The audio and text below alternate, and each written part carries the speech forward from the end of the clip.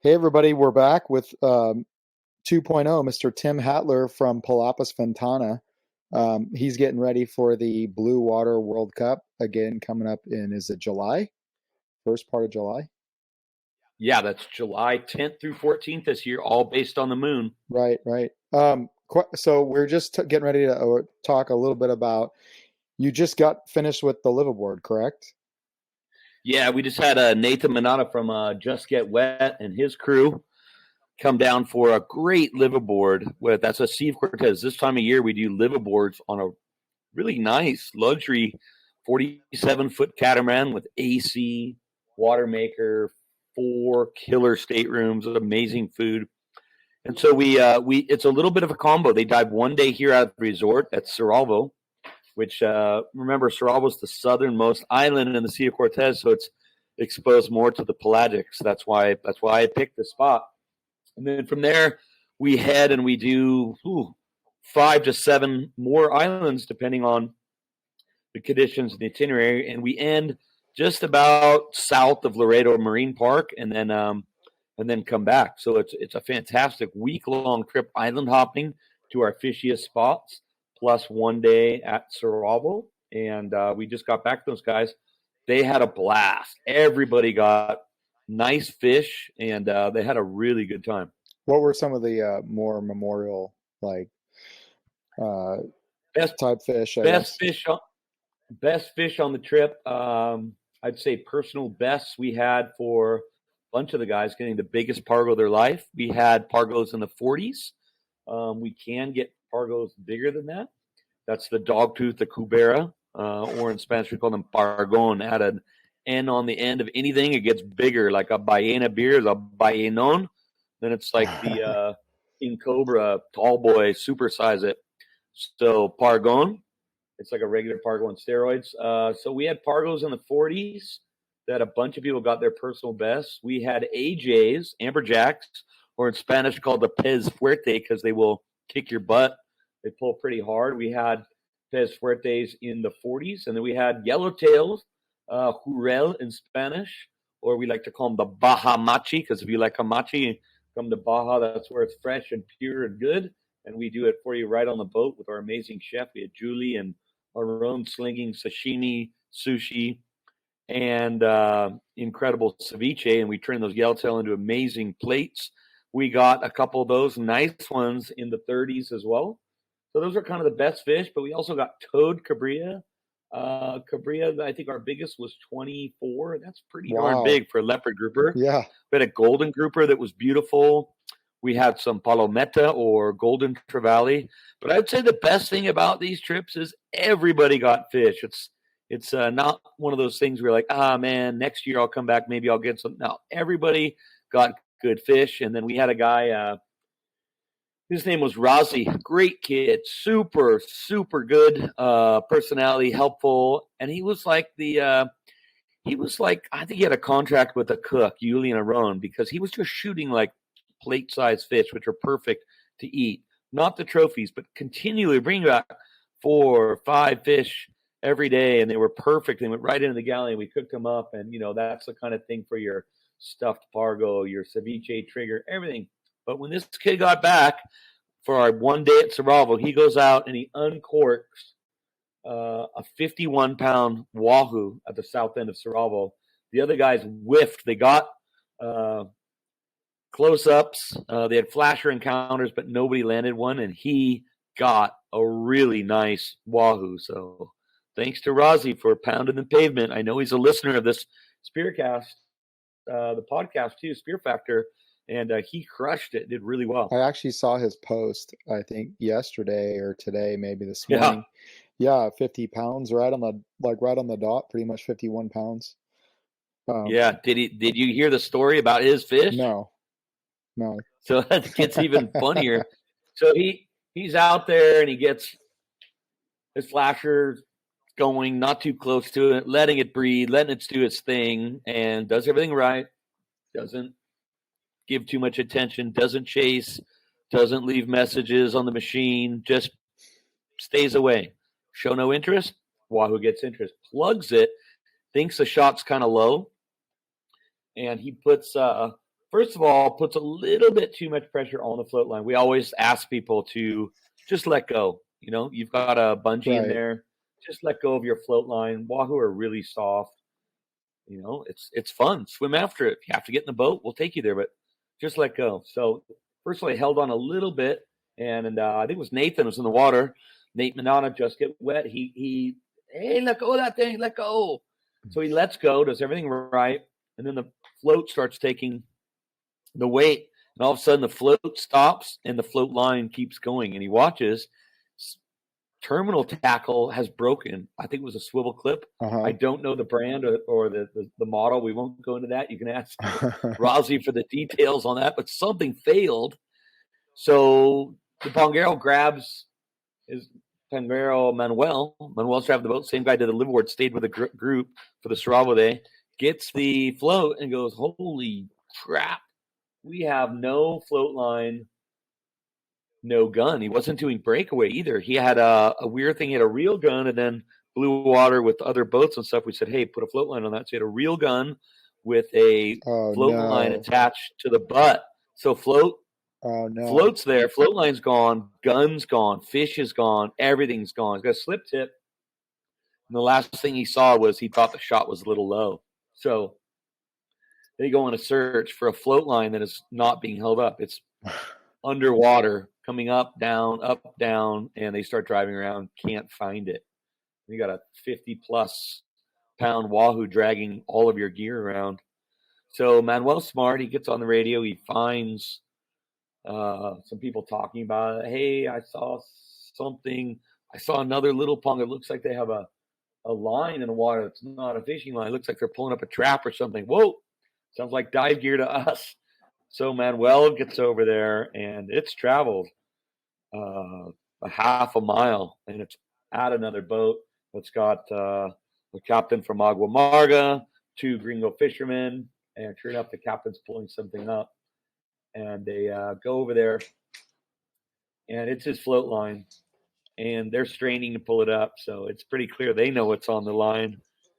Rossi knows what's on the line. So Rossi speaks Spanish. That's great. Manuel knows everybody in the water. All our captains talk to everybody. Right. And, we've been able to really improve relations in the whole area with rod and reel and spearfishing. When they first came here, there were stories, not to me, but other people getting gas poured on them, getting their fins clipped off by boats, et cetera, et cetera. And over the years, by hiring captains from the areas that they're the most anti-spearfishing, everybody's coming around. Everybody likes work, and everybody eventually sees that we take way less fish than rod and reel. Yeah, Tim. So anyway, let's talk about that a little bit, because I had heard, over the years too, I know there's still some areas where they will not take you out. They don't want you there. I'm not going to mention any names, but how was that, you coming down there? I mean, you spoke a little bit about it, but can you give us some more details on why that is?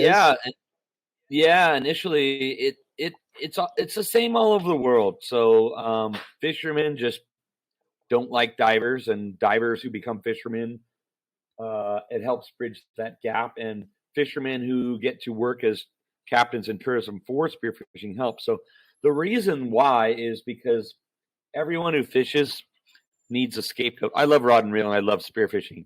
And when you don't catch anything, you need to have someone to blame. So the easiest thing to blame is a sea lion, the equipment, It's whatever. So true. And if you see diver, that is the perfect way to have a scapegoat. We would have caught something with the pinche buzos. They scared all the fish away, or they took all the fish. So they're just things that aren't true, but for guys that don't get in the water and they don't ever even swim, they don't even jump in their Mexican wetsuit, which are Levi's jeans. They just don't want to get in the water. They basically have this view of something underwater is being ruined by the buzos, the divers. Right. And that's just true everywhere. So everywhere we've worked, we've had that same thing, and we work to improve relations always. Because I don't just work in Saravo, or we go on liveaboards, but we also have another base in Mag Bay, and we also work in Panama too, and that's the same, Hannibal Bank. It's oftentimes a lot of tension between fishermen and divers. So number one, you got two groups of fishermen. You got commercial fishermen and you got sport fishermen. Commercial fishermen they're generally faster to understand that we don't propose a threat. How do you mellow that over the years? Well, one is, do you get a fish? Hey, let's give them a fish. Here you go. We were in your area, in your spot, not right on top of you. We'll always give you room. But hey, here's a yellow pargo. Max Mirnoff on the liveaboard. He just, at Las Animas, he just shot a nice pargo, and there was a guy anchored up in the area, and he went by his boat and said, hey, if I get a fish in this area, I'm going to give it to you. That's pretty cool. This changes this guy's memory to the pinche busos, changes it from that to, hey, these guys are cool. They gave me a fish, and that goes into my catch, and I can have that for my family's dinner. So anyway, giving fish away is one. The other one is getting people to understand what we do. So that's what I've been in operation here for 20 years. When we first came, I heard stories from the Neptunes and the Wright family, and they're saying, hey, man, we were down there in the 80s, and we got gas poured on us. So, we just started working. So one was hire the locals. So all our captains are local guys who have been fishing here their whole life. They know everybody. And then two, find out where these problems are. We found that most of them in our area were from the town of Agua Amarga. And that's where a lot of the guys from like Jonathan Roldan and Davy Jones, those are all sport fishing gigs that have been around for a while, good businesses. And that those guys had all commercial backgrounds, and that they had changed to sport fishing, and they had just this view of sport fishing being evil, the scapegoat. Two things that can happen with that. One is maybe they've seen people, the Pistoleros del Mar, not the sport fishing company, but people call pistoleros the guys that go out illegally at night with 50 pounds of weight and reef guns and just walk on the reef, dunk, dunk, dunk, and shoot everything. But one, to understand that sport spearfishing is totally different from that. Number two, the license for sport spearfishing is the same as sport fishing, and it's in the bylaws of your fishing license. It describes spearfishing. They call it pesca submarina, and it is legal with a regular fishing licenses. Our catch limit is 5 fish, where rod and reel is 10. So already it's much more selective and less destructive. So getting those guys to understand that, one, it's legal. Two, we're not using air. That's illegal. We're not using pneumatic guns. That's illegal. And then three, hey, guys, come and work for me. I want you to work next week. I've got 4 days of spearfishing captaining, and I hired guys from Agua Amarga 20 years ago to come participate in our tournament. And they were reluctant to do it, but they wanted to make some money. Right. So they came and did it. And some of the captains that were the most anti-spearfishing over the years, we got them involved in our tournament. And the first thing they said is, you guys suck. You can't even catch any fish. Like, man, if I had my rod and reel guys, we would have whaled on twice as many fish as you. Right. And that's the point. Hey, look, we do suck as far as overall catch. We can only get so many. Our limits are less, and it's very selective. Go tell all your friends that we are not destroying all the fishing. We're not spooking everything. And that's how we build slowly. Nothing happens fast, but we build slowly a better relationship and a better public view, community per community. Now, there's a lot of places you can go in, places where I don't work very often. But when we do, every time we go into a spot, we go in with that attitude. And each time we go back, we do that. So we work out of Turtle Bay. We work out of Bonitos. We work out of San Francisquito. We work out of Hannibal Banks. We work in Gordo Banks. And so little by little, the trips that we do, we are being courteous, respectful, and always involving locals and always trying to help them out. So back to Razi's story, that ended with this rod and reel guy. He's got a 51-pound wahoo on a float line with a gun, and it just looks like dollar bills to him and a way to get back at the Spearos. Razi gives him a tip, and that's cool too, right? Yeah. Hey, we're working together. And he hands over the gear. Razi gets all his gear back. He's got a hot wahoo on there. He's still got to get in the water and dispatch it and do the whole thing. Everybody wins. So it's a slow story that continues, and we keep trying to keep it cool. But for other people that are getting involved and using other operations, diving. Don't jump on commercial boats. Give room to sport fishermen, and go out somebody with. I recommend go out with somebody who's been doing it for a while and has a good reputation. Try to not bring your own boat. We see guys a lot of times trailer their boat down and they just want to go out there and try to jump on all the spots, and a lot of them are very disliked by all of the local operations, the local pongeros, and they don't want to see guys trailer their boats down 1,000 miles to go out and not pay them for a day. So think twice. I mean, sure, there's great advantage to bringing your own boat into a lot of places, and they're really remote, but also there's a lot of locals that would love the business, and it would be great. Also, be courteous with not bringing your GPS on everybody's boats and collecting all the spots and then showing up the next day. There's plenty of stories of that. Yeah, let's go out with Tim, or let's go out with this other guys, and ding, ding, ding, 5 spots. So they go out in the same area the next day, and we see him, or another operation or a captain sees him, and then guess what? That's now they don't like divers anymore. They don't like people. So it's just common sense. So, and it's a slow relationship, but it's worked out well for us. Yeah, Tim, can you explain that again? So you're saying guys that go out, they hire a captain for like a day, go out, mark all the spots, then go back out on their own? Is that what you're talking about as far as GPS points? Yeah, exactly. So we tell people here, we don't bring your GPS. Don't bring it. Our captains know where all the spots are. We'll show you. If you bring your own GPS, leave it. We don't really want it on the boat. And you'll find that everybody feels the same. Yeah, it makes sense. I mean, if you have magic numbers that you really want to go visit, great. Tell us about it beforehand, and we'll let you for one. We'll bring it out for one, and we'll take you to your spot, and then great. Right. But it's probably a spot that we already know about. We've been diving here for 20 years, and I'm not just speaking for myself, but the other operations down. There's just people I know that have driven their boat down from Northern California and have paid another captain, not even for my organizations, because we say, no, we're not going to go on your boat because I know what you want, and paid another captain who we do work with, and we hire them on their boat, and they were all upset and said, wow, this guy hired me just to be the captain. I went on their boat and one day, and they marked all my spots, and then I saw them out the next day and the next day on their boat going all to my spots. Well, no duh, really. I mean, you kind of know what's happening, but remember, tourism's kind of new in a lot of these places, and people are pretty nice and pretty trustworthy. But I mean, you're not going to go out and do that in San Diego. Nobody's going to let you do that and do that. So yeah, it's just be cool. Baja's really cool. The people are cool. Keep it cool. That's all we want to do, and support the local economy.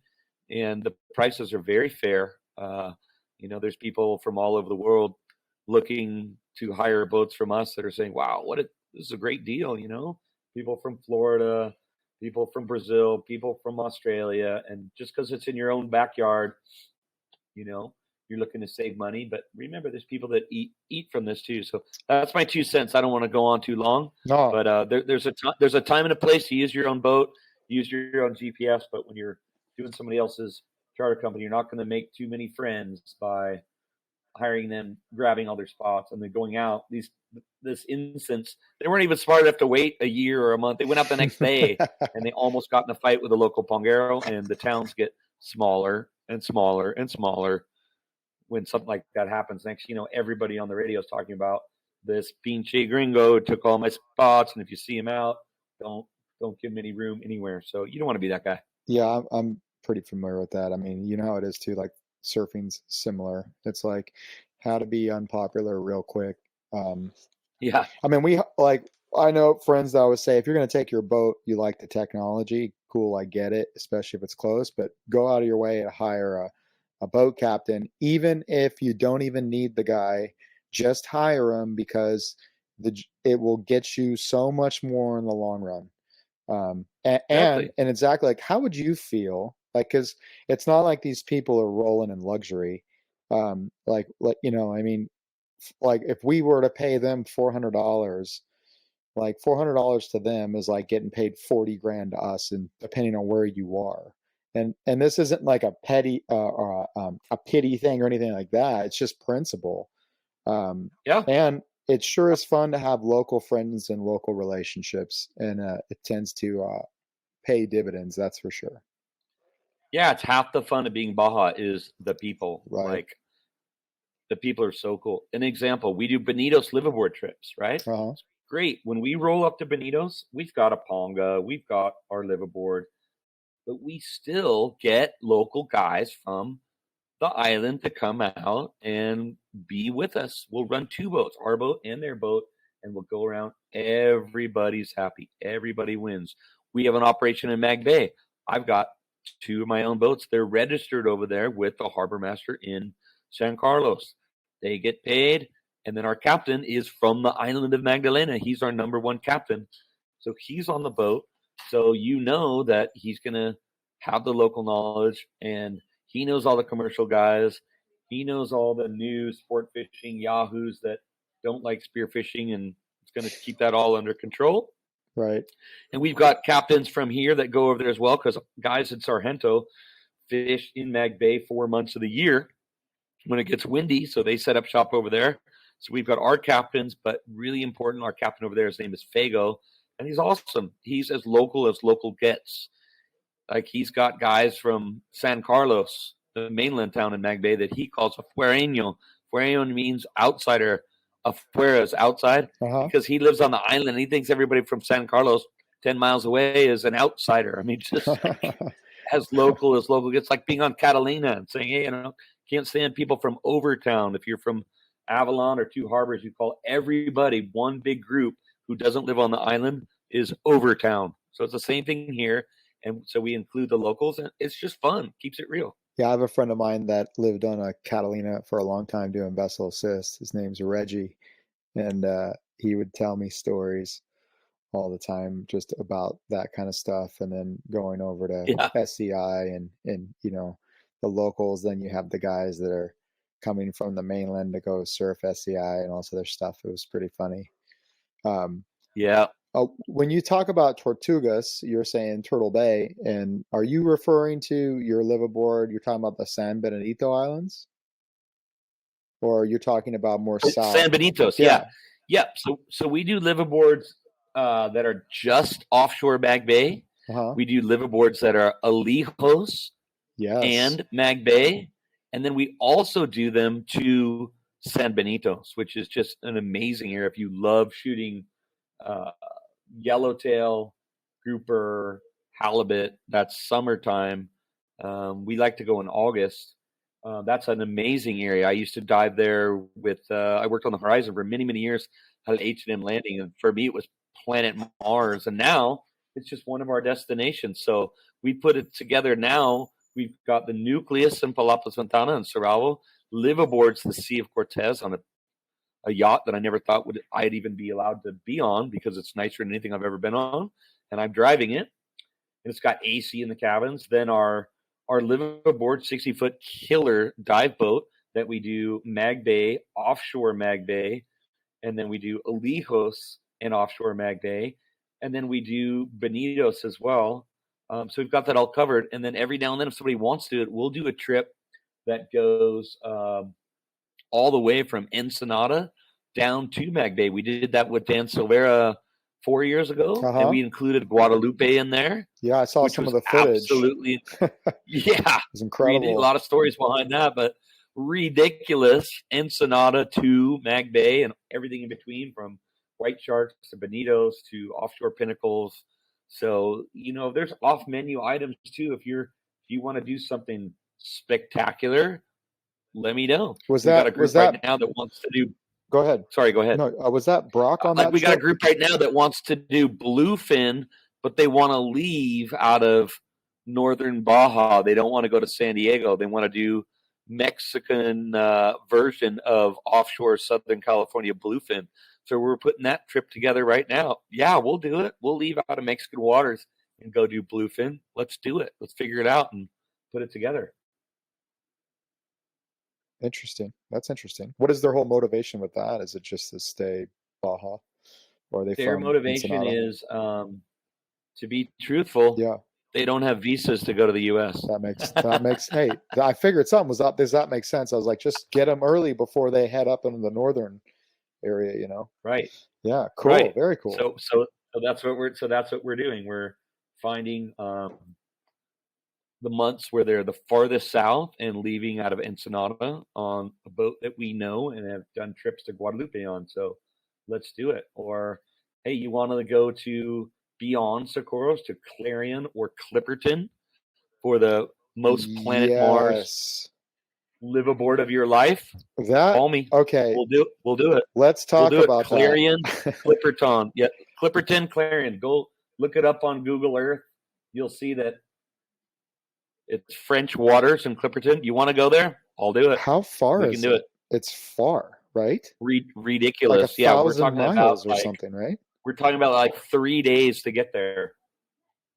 And is that part of that area? Is that a marine reserve? Clipperton, Clarion, Gray Zone. Socorros, everybody knows. Yeah. No. Clipperton, Clarion, Gray Zone. There's part of it is, part of it isn't. And a lot of the parts that isn't, you've got the hurricane bank that's down that way that isn't, and offshore areas, Clipperton, Clarion, where, yes, we can dive. Interesting, because I was actually, so here's a story. The first time I heard of that spot, Clipperton, I was at the Scripps Aquarium, Birch Aquarium, and there's a big spotted grouper there.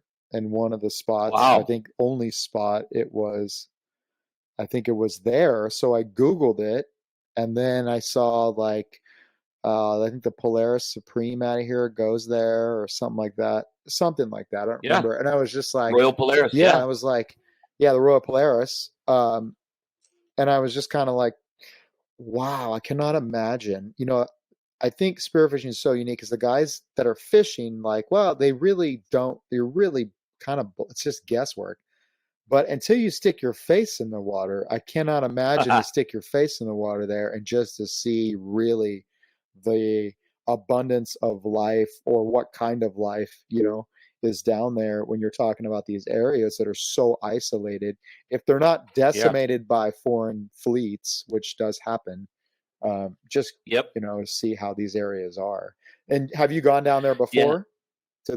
I have not. I've been to Socorros, but I've never been to Clarion. Yeah. I've never been to Clipperton. And I had a group getting organized for this trip, and then COVID hit and it all dropped out. But I am super pumped to go there. What does something like that cost for a trip like that? I mean, you're talking about gas right now, fuel. I can't imagine. Yeah, well, we haven't priced it out for now. But when we were looking at it pre-COVID, we're going with Mexican fuel, and right now our fuel's better priced than yours, but it's still a lot because we need a lot of days. So if we're going all the way to Clipperton, you got 3 days to get there, 3 days to get back, and you want to have at least 5 days. You're flying in and out of Cabo. So an 11-day trip, I mean, you're going to be spending probably, we would take 8 guys. The boat's set up for 14, but we like to keep it limited load. And so you'd probably be spending just under $4,800. So it's a chunk of change, but that's actually way less than I thought.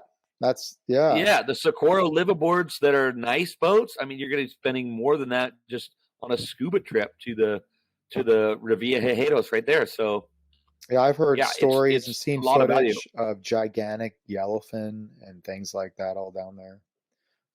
Let's do it. Yeah, that's insane. Wow. Spearfactor presents liveaboard to Pluto. Let's do it. Hey, well, if somebody wants to do it, hit me up and we'll see about it, because I was trying to do the one last time and then the scheduling conflict. And the Alios are the rocks there, and my buddies went and I saw footage and it was like an absolute lake out there.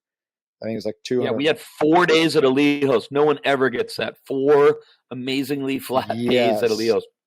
Gigantic, big yellowtail. Yellowtail wahoo, right? Is that what you guys mainly hit? Yeah, they cleaned up on toad wahoo. Really, just everybody shot beautiful wahoo. Incredible. I mean, you've done well for yourself on so many levels, where you're at, what you're doing, and what the service is. It's so great. I feel like, it really takes watermen to really take advantage of what of the area where you're in and what you've created. Like, you could obviously tell you love it because everything I do. I It gets just more love it. fun every year for me. Yeah, everything you've said on here, I'm like, oh, that's a dream trip. That's a dream trip. Yep, that's a dream trip. I tried to do that. I remember COVID hit when that happened, and this happened, and this happened. I was like, wow, okay, yeah. So let's talk a little bit about the Bluewater World Cup coming up too. Yeah. So what is the plan with that? Like, give us the lowdown on that.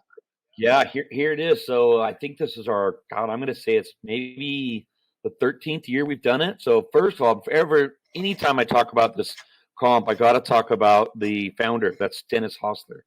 So amazing NorCal competitive diver. Yes. 20 fathoms. Just an amazing guy. He started this. He wanted to make the Bisbee of spearfishing. And so started it actually with Terry Moss. They started at Las Arenas Hotel, where I stayed before I started Palapas Ventana. It went defunct. Nobody knows why, but it had something to do with being remote, having an airstrip, having pongas coming in at night. I'm not naming names or saying anything, but it went down the drain.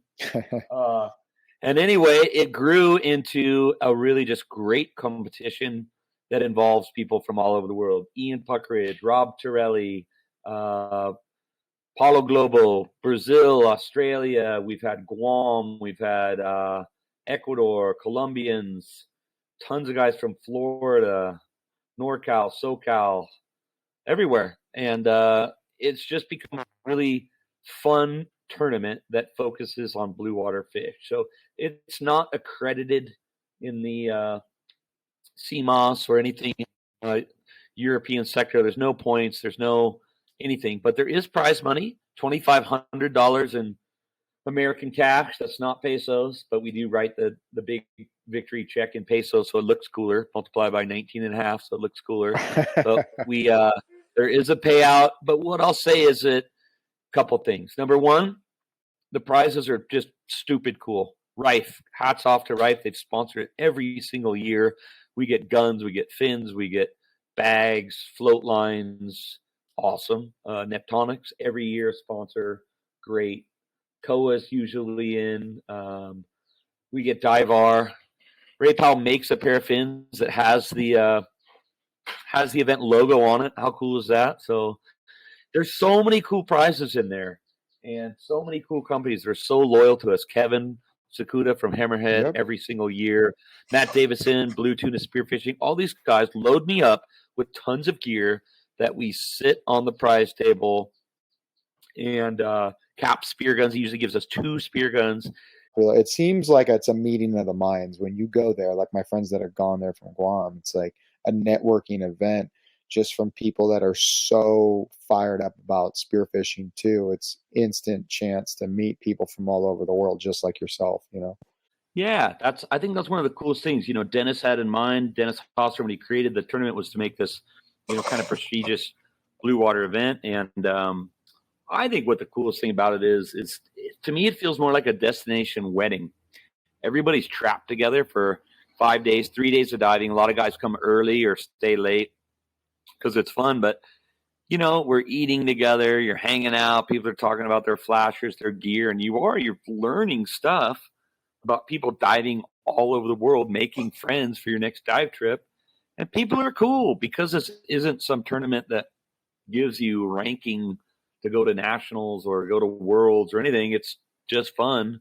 Everybody's pretty darn laid back and cool. And it's not like boats are starting from all over the state or it's virtual. It's right here. Everybody's eats together and goes out at the same time. And the other thing that's really put this neat little spin on it, it's a charity event. So yeah, there's prize money and there's amazing prizes. Last place diver can still walk away with a pair of fins or a spear gun. But what we're doing is I never sell fish ever. I'm totally anti-selling fish because fish that wind up at the market with holes in it leads to spearfishing holes, leads to a bad name for spearfishing, saying that we're selling fish illegally. So I never do it. But this one time a year, we do take all the fish, we put it at the fish buyer's account, and we make an account for the local mayor of the town next to us. So it's called El Ancon. It's a rancho town, and this is our third year building a playground there. We call it Parque de Buzos, the divers park. And so we leave all the money until it stacks up there, and then we cash them out at the end, and the money goes to the park. So not only is it a destination type event where everyone's hanging out together, but it's also a charity event. So nobody can be a dick because everybody's doing it for charity and everybody's cool. So it's got a really nice vibe, even though you have high level divers from all over the world competing. Everybody's really cool, friendly, and trying to raise money for a kid's playground. So put that all together, and I would say it's a great way to get 3 years, 4 years of blue water experience fast forward by diving with all these other really cool people. And it just gets you a ton of experience, and it's fun. So yeah, I highly recommend it to anyone that is a blue water diver and wants to be a part of it, and not, especially if you're kind of turned off by tournaments. This is very, very, very different. It's also super selective. So you're only allowed to shoot 2 of each species of pelagic per day, 3 competition days. So each day you could shoot 2 wahoo. But if a third wahoo comes around, you can't shoot it. And then during the 3 days, we are allowed, just to make it super interesting, 1 reef fish. So you only get 1 reef fish in 3 days. And that keeps the pressure down on the area, because we do bring in some really good divers, some deep divers. We've had Mark Healy before here, who smoked everybody and set a record for the number of pounds of fish he brought in. But, if you unleashed all these divers on the reef for 3 days, it could be not so good in the eyes of the locals too. What we're talking about, keeping spearfishing with a positive light on the different communities. And so it's very selective. You've only got so many species, and you only get shoot 2 per species per day, and you get 1 reef fish.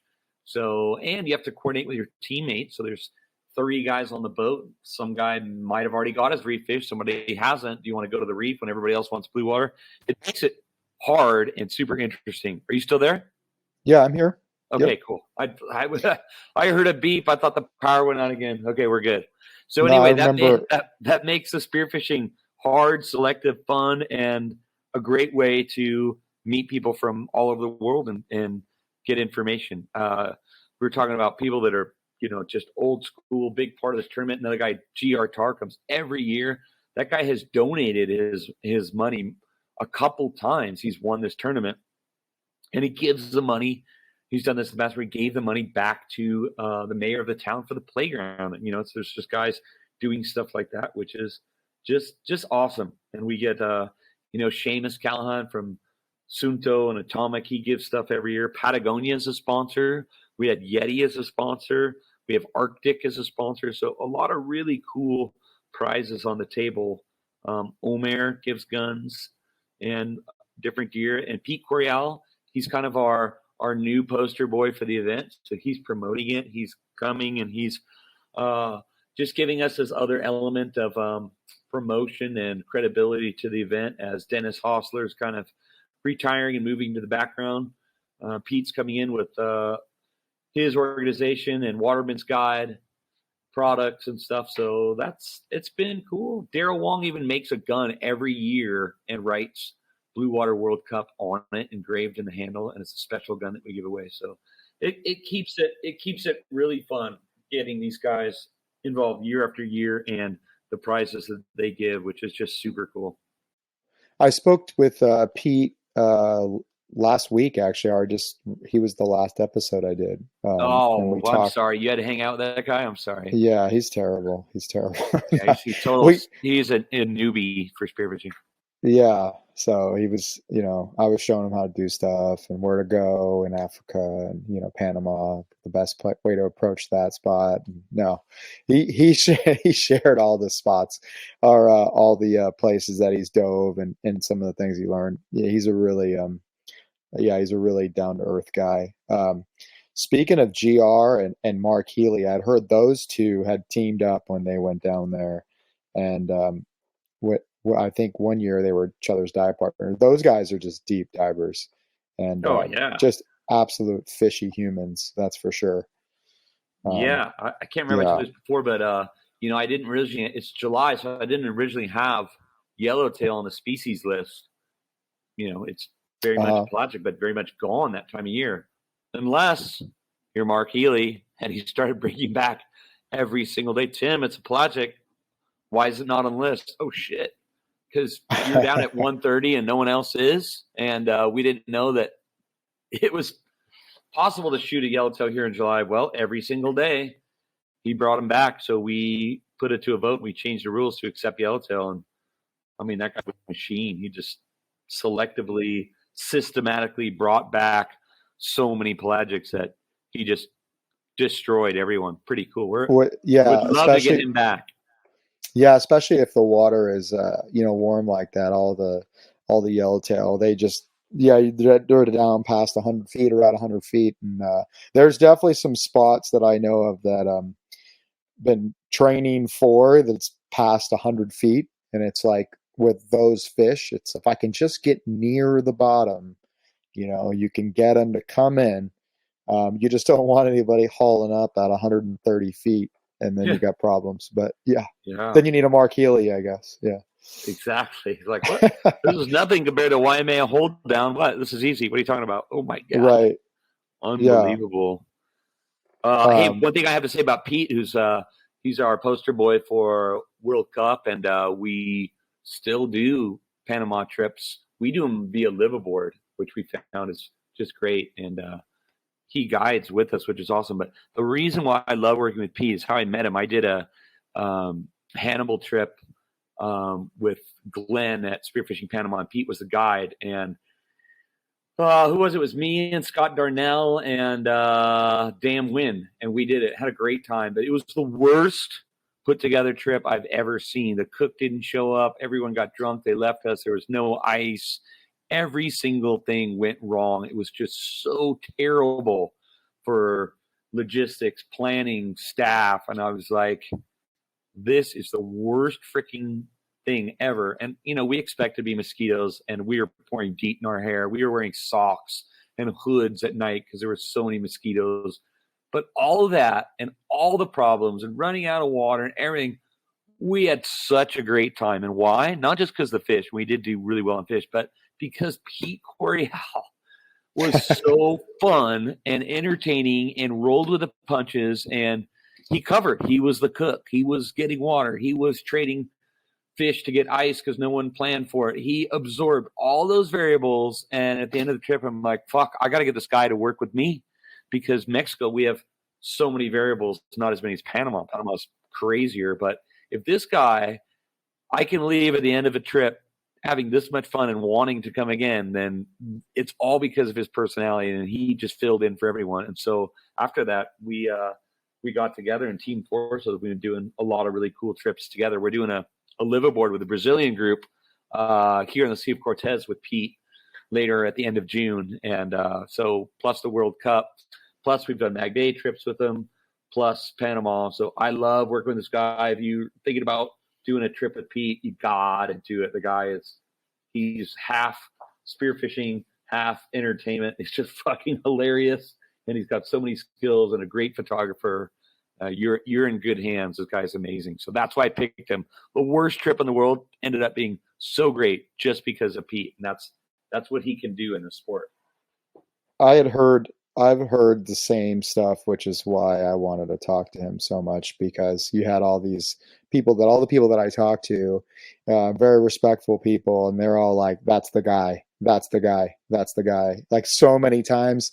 And I know like what you're talking about as far as attitude, and the people that seem to have a good time no matter where they're at in the world, like those people are worth their weight in gold. Yep. And with all the traveling I used to do for my old job, and just some of the shittiest places on earth, and you seem to have a good, like my message was like, I don't care if I'm wherever I'm at, I'm going to try to have a good time. Like if it's the Horn of Africa, if it's wherever it is, I'm going to have a good time. And those people like that are just the best. I mean, how many trips, especially with Baja, the last trip I think I went on to Mexico, it was windy as shit, and had an amazing time. Or 2 weeks ago, 2 trips ago, and it was windy as shit. And figured out a way to do it. I think everybody shot 1 fish each, or maybe 2 or whatever. But just an absolute good time based on conversation, attitude, and also I think it's like what you're saying, when you deal with all those problems and you still manage to shoot something, it just feels that much better. And you're smiling at the end of the day still. Like, who gives a shit? Yeah, exactly. I've had guides that call me and go, "Oh man, Tim, we got the trailer struck going to that off-road spot, and the clients are like, they're super thirsty and they're complaining, and this is really stressful." Same situation happens to Pete Corral. He calls me and goes, "Hey man, yeah, the trailer struck. It's like great team building. Everyone's pushing. We're getting it done. I got beers for everyone. There's this lady here that's cooking lobster tacos, and everyone's learning Spanish. It's fucking great." And when they make videos of the trip, the number one thing in the trip is showing that them all working together to push the trailer out of this deep sand hole. So it's just It's the adventure, man. all how you Yeah, approach life. Yeah, there's it's the no Baja trip adventure. on land that's complete without some crazy MacGyver solution for fixing a That car problem. that's the best part, man. I think that's pretty much Baja in a nutshell. Like, you know, either, and then I think one time we got rolled up on like standard by the policia, and I was like, "Hey, we're paying for the experience. It's all like $50. Think about the experience we got. It's your first time in Mexico, and we got away like $50 to get the whole experience. That's a pretty cool little thing. I mean, it's cheap." Yep, still the Wild Yeah, West. yeah, exactly. So as far as anybody's interested in the Blue Water World Cup, Yep. is it invitation, or you just sign up, or how's that It work? is an invitation. So all that means really is we don't want people that are new to the sport, because then it's just it waters the event down. And because you have a team of 3, if you don't bring your own team, we're going to put you with people, and that's going to be really hard. So we do want intermediate and above divers with blue water experience. So if you want to compete, just email us at contact@palapasventana.com. And if, most of the guys we know and they've done it, but we do get people every year that are joining that have heard of the event and want to be a part of it, just email us and say you want to be part of the event. We're just going to ask you your experience level, like a dive resume, maybe a couple pictures of catches. And, if you have blue water experience and you're excited, and we're excited to have you and help us raise money for the park and enjoy these great prizes and other divers. So it's not hard to get in. It's just we say it's an invitational because we don't want pure beginners coming to learn to spearfish during the event, and that's hard. But if you're intermediate and above, write us. Let's get you in the event. We'd love to have. We still have room, and it's teams of 3. So if you have your own team, fantastic.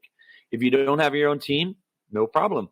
Let us know, and we're getting people all the time that are signing up and are looking for 2 other team members so we can put you guys together. So no problem. It's a lot of bang for your buck, and it's 3 full days of diving plus entering the contest plus amazing prizes plus you're helping out schools, and it's a good party too. It's really fun.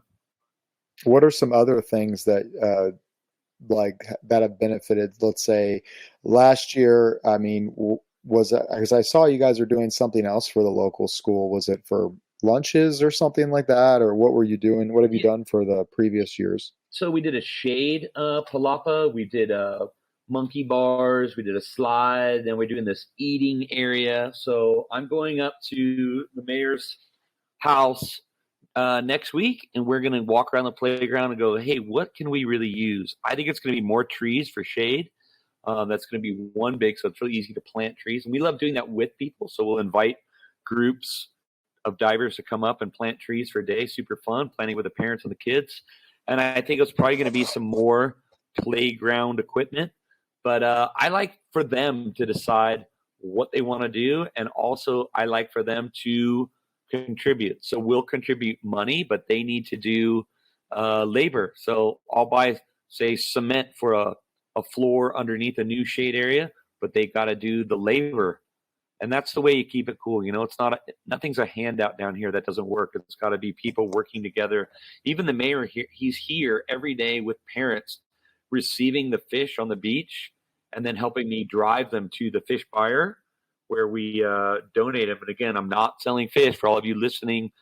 Tim Hatler, Palapas Ventana, is not selling fish from spearfishing. We're donating them. Yeah, it's a little tattletale nation sometimes. We're not selling fish. They are donated, and the only one that touches the money is the mayor of El Ancon, and that money goes to buying materials, and they provide the labor, which is cool. It's the way it should be. Right on. That sounds awesome. What's the temperature like down there? What's the diving conditions, but also the air conditions, just overall down there? During the tournament or right now? Just during the tournament time, usually. During the tournament, it's July 10th through 14th. So number one, it's full moon. If you haven't figured that out yet in the sport, stupid good current. Pelagics come out and eat. Rod and reel guys go, oh, they don't feed at night. They don't feed during the day because they've been eating all night. Guess what? They're still hungry for spear shafts. That's no problem. They love steel shafts still. So they're more active. There's more current. We love the full moon. We end the event on the full moon. Just ask G.R. Tarr, Cameron Kirkconnell. It's how they go around the world on their trips. So that's a great time to be here. Water temperature is probably going to be 82, 83. Lots of good current. And the visibility, it's not completely top to bottom blue because guess what? We don't want it to be. Why? Because we still want amberjack to be part of the tournament. So down in the deep, the thermocline goes deeper and you got that muck layer, or guess what? The Pez Suerte or the AJs are hanging out in there. So it adds an element that keeps AJs around. We had a 100-pounder in the tournament last year. Pretty exciting for some of our deeper divers to go down there and pull up a big game fish like that. Whereas the top water is blue. You know, thermocline will probably be at 50, 60, but the top water's a magnet for wahoo. We got Dorado. We've got striped marlin. You could have blue marlin. You could have black marlin. You could have sailfish. And that's just keeps it exciting. Plus bonitos in there. We got skipjacks in the tournament. Blue trevally in the tournament. Golden trevallies in the tournament. Sierras in the tournament. You could get a rogue Sierra. That happens. So we pick July full moon or sometimes late June full moon, depending on what schedule is, to be the fishiest time of the year for the most amount of species. And it keeps it really fun. Plus the water isn't so hot yet that for your one reef fish, you could whack a big pargone, a big cabrillo, or even one of those oceanic triggers. That's on the list. Pez Gallo, roosterfish are on the list, and they're around. There's some big ones. So it's a lot of species that are all included. I challenge you to find a place in the world with that many different species that you can find in a single day, leaving When from you the say same place. Pretty exciting. When you were saying the thermocline, what is the difference usually? Is it fairly significant between the 83-degree water and then does it drop to 60? You're probably going to get still a 10-degree difference coming down. Wow. And that's keeping those species around. And that's why we pick it. We could do the tournament in August. It'd be fun. And early October. We used to do it in early October, but that thermocline really provides species diversity, which is great. Yeah. And then, so the rest of the year, I know I'd listened to the previous podcast you had done, I think with Shrek and Noob Spiro, which was a great one. And you were saying in the fall, is it October, November when the big wahoo come? Yeah. If you're Sea of Cortez and if you want to spear the biggest wahoo of the year, come see us in November. Remember what I said about full moons too. Those dates book up really fast. Next best is new moon. But in November, we call it the Wahoo Witching Hour here at Cerralvo. And ask Pete Coriel. He whacked a 112 wahoo. Thing looked like a freaking striped marlin. And that's right here at the southern end and northern end of Cerralvo. We've got great spots, great flashers, and they're really deep. Those big wahoo are in 5 feet of water. That's where Pete Coriel shot the 112 in November around the full moon in the extremely profound depths of 5 feet of water with its back almost dry on the surface. It gets like that where we get the right days on the witching hour where you get a lot of 50-pound wahoos clouding your vision because you see something so big in the background and you're trying to push away some of these 50-pounders to get to that big, sloppy, big wahoo of 80 plus pounds. It gets fun. It gets really He told fun. the story about That's that the on time the. I would come. Yeah, he told that story about his fish Yeah. in when he was pretty wild. Was there any world records this year that came from your area or with your outfit? Or was that a few years ago? This year we didn't have a world record. We've set 12 world records at Palapas Ventana between Wow. Saravo and Mag Bay, but we haven't had one in the last year. So let's hope that we do get one this year. Cool. Because I remember it was Pete, I think, with his giant billfish, but I don't remember what year that was. Yeah, and he did pole spear world record with That's the one I'm thinking of. couple Yeah. different fish. Yeah, striped marlin and a pole spear. That's pretty exciting. It's a great video. Great video of that. He's that guy, Hannibal Banks with a reel gun and offshore Mag Bay and a sardine run with a pole spear and a striped marlin. But also we've had grouper world record for Gulf grouper on pole spear. Pretty crazy. Wow, how big was that one? Roberto Ruiz. God, I'm trying to remember, but I think he shot something in the 60s with a pole spear. Wow. And got the world record for pole spear. But yeah, we've had women's striped marlin, men's cabria. Men's cabria still stands. Ethan Cernoff. Yeah. I had rooster fish that was taken by Matt Davidson of blue tuna, and then I think beaten again. But we had it twice here at Saravo. What else have we had that's cool? Mullet snapper Stan, who was my guide for like 4 years. That was pretty cool. Obscure ones, triple tail. We had that. We set that twice, I believe. Triple tail on our fads. They hang out and are just way bigger than in Florida. Yellow Pargo. I still have that one standing, and nice. A bunch more. So yeah, we've set 12 over the years, and hope to set more. We do keep just for our guests, we do keep a certified scale on the beach, and have the IUSA forms already and can help you do it. But yeah, we've set some really cool ones. It's been a lot of fun. Some obscure ones too. Oh yeah, I bet. If you have people coming down there right and left, I mean, it's probably. What is up with the yellow? You said yellow snapper. Is that yours? Yeah, that's one I still have. So I had Pez Gallo, and that was broken by Matt, and then I think somebody in Costa Rica. But I have the world record still for yellow Pargo, and who had another guru of spearfishing, spacing his name right now, but he's the guy that does Turtle Bay trips. His dad was eaten by a great white shark. Al Snepperschnoff. Yeah, he had it, and then I broke his record, and I believe it's still standing. Yeah, I talked to Al quite a bit, actually. Yeah. If you haven't, you've had him on the show a bunch of times? I haven't. I just talked to him periodically. Yeah. Get him on the show. Yeah, he's got some crazy stories. Yeah. And he is the big Turtle Bay guy. Yeah. Yeah. I talked to him a little bit about kind of breaking through that barrier of shooting grouper, and the locals not happy with you, and all that stuff. Yeah. That's good advice. Yeah, and he's definitely in the who's who of spearfishing. His whole family legacy for sure. Yeah, it's crazy. I can't imagine having spoken a little bit about his situation when he was a kid and his dad in Guadalupe, and yeah.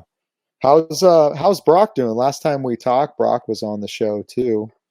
He'd be on the show right now, but I just handed off to him. I just ran a liveaboard, and I just high-fived him, and he's running next one. So he's got a group of Brazilians from Pesca Sub run by Diego Santiago, and they're on like year 7 of liveaboards with us. They do liveaboard in Mag Bay, and then they do 2 in a row here in the Sea Cortez. So he's offshore right now. He is leaving San Jose Island, and he's headed for Santa Cruz Island right now. I just talked to him on the inReach. He's doing great. He's 64 and kicking butt. Still an amazing diver. He's diving more than ever. He's scaled back a few days a week, which sucked for me, but I love it for him. I'm happy for him. And we're rolling the punches and looking for looking for someone actually to join our team. If you guys are out there and you want to live in Baja and work at a spearfishing resort and help me keep this place maintained, I'm looking for another guy. But Brock's doing awesome. He's in the water a whole ton. He's making killer spear guns. He calls it El Braco spear guns. So look for those. He's got his own little logo, and we're going to sell them in the store. And I just ordered one. I'm trying to get I didn't want the first one. That's his. He's like working out the kinks with the. Yep. Yeah. Just like a car. Don't get the first version. Yeah. But I'm waiting for the version 2 or 3, and they're a beautiful gun. So you can get your hands on one of those. But he's the man. He's doing really, really, really well, and spending more and more time in the water and building beautiful spear guns and enjoying Baja life. So he's forgotten more about spearfishing than we've ever learned. So I believe it. He's a guru. Yeah. Is he making the guns down there? Like yeah, down there locally? I think he's wanted in the US still. He's not going up there. Oh, okay. Yeah. We joke around about it, but I think we all know people like that, but that's okay. Yeah. No, yeah, it's all built right here in cool. La Ventana, El Sargento, all here. So everything. Amazing. So when you're looking for someone now, what exactly, because I know some of you guys' ears perked up that are listening, what is the require, like year-round, live at the resort or live in town, or what? Yeah, I have housing. So we have a little, I call it staff village. We've got these cool little staff trailers, and also we have some house sitting gigs too during the summer. We have a lot of relationships with people that are wind-driven people that have houses here and that leave and aren't here in the summer. So I put our staff up that aren't from the town. Most of our staff are from here, but I do have some all-stars that come from other places, mainland Mexico, and every now and then a place called the USA. But right now we only have one gringo on the team, and that's Brock. So I'm looking for another one. So housing would be off campus, and it would be in one of our AC trailers, or house sitting during the summer in AC housing, walking distance from camp. We do meals in our restaurant, and it's year round. So we pay not an American wage, but a Mexican wage, and we take your expenses away so you can live like a king down here, honestly, because you've got your housing and your food taken care of. And then I need someone who's got a lot of experience, can work with maintaining boats. You're not doing it all yourself. We've got a mechanic. We've got guys that work, but we need your brain, to understand how to rewire a boat or put in a build system or listen to a motor and tell the mechanic to come in and read the scanner and know what we need to do, keep our Suburbans running so they can go off-road and take people to our out-of-the-way spots, and also coordinate with our divers and help them plan their days and everything. But we're really looking someone heavy on the maintenance side, because Brock's still here and we love having him. So he's going to kind of more be our emperor, where he's helping train everybody on the maintenance and running the show. And then I've got a guy named Jerry.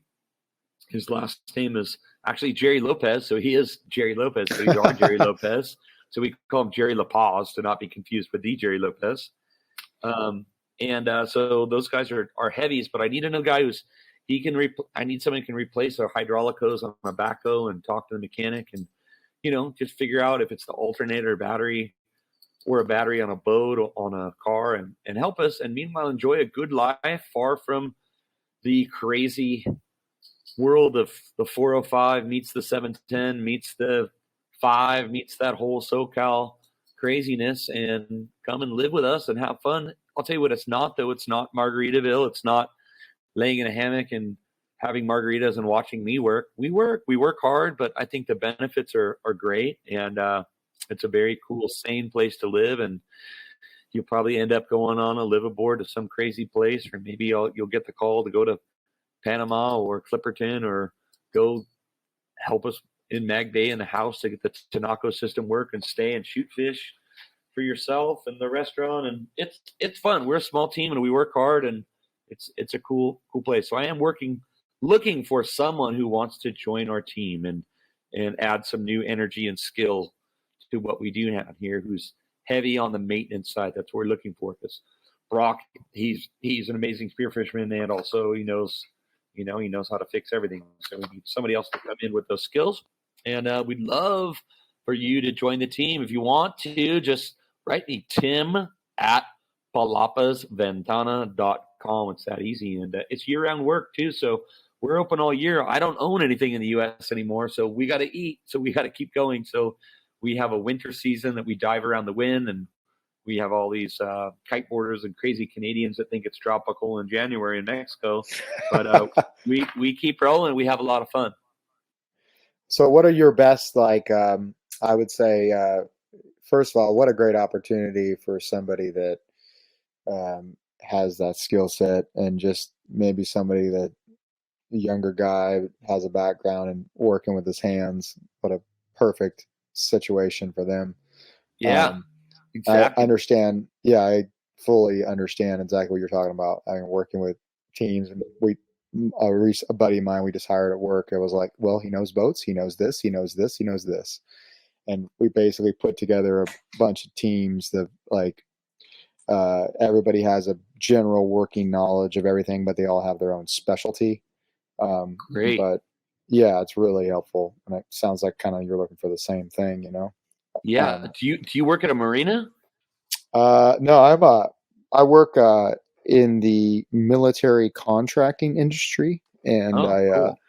our team does supports the Navy right now. And my old job, we used to travel places, and we put together groups of guys, and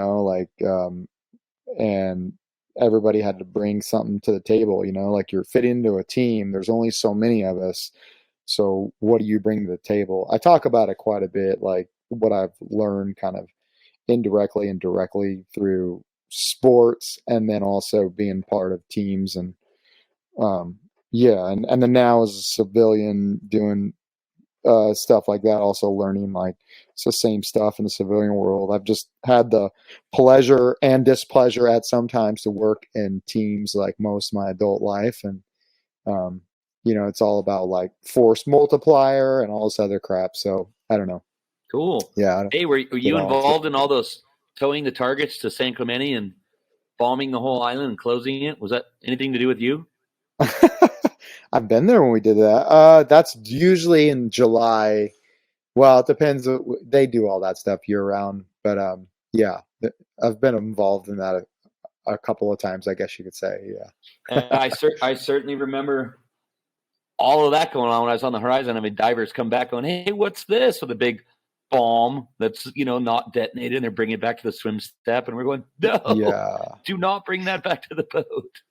Yeah, we do a lot. Well, so people that listen to the show a lot, and I used to work with Navy EOD for like 20 years, and it's all undet and underwater explosives and stuff. So yeah, exactly. Yeah, if you find something, don't pick it up. Yeah, please don't bring that back to the boat. Yeah, I was actually a funny story about that. I was diving in, in the Western Pacific, in one of the areas where they did an initial beach landing, and I was diving there, and I was diving at this beach, which was pretty cool because the historical significance. And I looked down, and I'm like, yeah, I know what that is, because that's what I do. That's a like, there it is, right? That's a real, that is a real mind shape. Yep. That is a real, okay, we're going to move over here. It's been there for probably 70 years. I don't know, but we're going to go over here. But it happens more than people think, like, all the unexploded ordnance and stuff from World War II. Wait till somebody anchors on top of that. Yeah, there's always the story about that, right, on SCI out at San Clemente, about the guy that dropped his anchor and blew out. I don't know if it was like an urban legend or if it really happened. Holy shit, that's crazy. Yeah, it would not surprise me, but you never know. Well, Tim, if you had to go, like, say we all have our peak seasons, but is there any, like, off-season time where if you had a window, because I know in the Sea of Cortez and the northern side of it, right, like, if there's no wind, like, that's when you want to go, and that water's nice and cold because the grouper come up nice and high and the water column and all of that. But if you had an off-season window, what would that be? Like, what time would that be if you're like, it's happening, let's go? If I was able to do last minute plane tickets, especially you guys in Southern California, and figured out Valaris and CBX and made it so easy. And I really wanted to shoot yellowtail in the Sea of Cortez with us when we have a really good season, but it's just hard to plan around the wind, is January, February. We don't even offer spearfishing trips then, but we do tell people, if you can just email me or call me and say, hey, one, is the fishing good? And that's the thing I think I'm the best at, is telling you when it's not. I'll tell you, no, don't come. It's not Right. good. Or, dude, it's going off, but we just can't get out there because it's windy. Right. And then we'll look at, we use buoy weather. I love it. We used it for 20 years. And so we kind of know how to adjust it for our spot too. And I'll say, you know what? I can see 12 days out, and I'll give you these 3 dates. The wind is low. It's really windy before, and it's really windy after. And the fish are here. We're going to crush it. Get your ticket and let's go. So I would put that in February. I'd even put that in early December, because it starts getting windy. We still have that Wahoo witching hour, but it starts getting windy in December. And if you could do kind of last minute weather based reservations on your travel, and we have room for you, that's another great time. Little in between times that you can come down and crush fish.